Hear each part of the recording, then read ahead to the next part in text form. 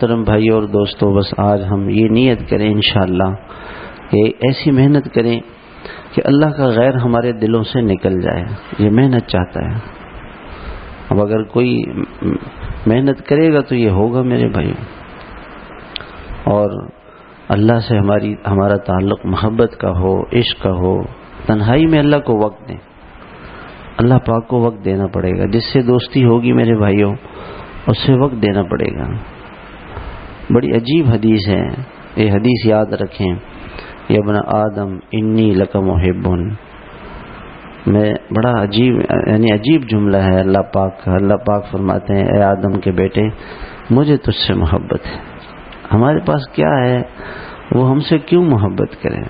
ہے ہمارے پاس کیا؟ اسے ہمیں کیا ضرورت ہے؟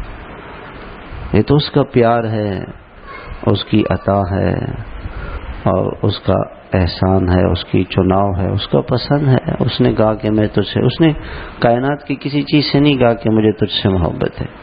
نہ جنت سے کہا، نہ زمینوں سے کہا. اس نے مجھ سے کہا، آپ سے کہا. اور پھر آگے فرمایا فبحق محبتی لگا کن لی محبا. تو بھی تو مجھ سے محبت کرنا. ہاں، اللہ کا میسج آیا ہمارے پاس کہ مجھے وقت دو.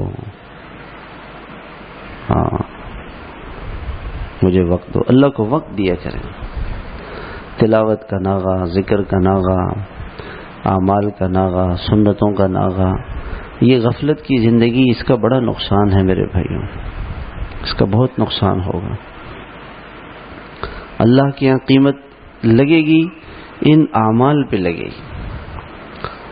تو ہر روز اپنے زندگی کا محاسبہ کریں. ہر روز ہر تمنا اور ہر آرزو، ہر خواہش سے زیادہ اللہ کی خواہش ہو، اور ہر تمنا سے زیادہ اللہ کی تمنا. بس اللہ پاک ہمیں یہ نصیب فرما دے.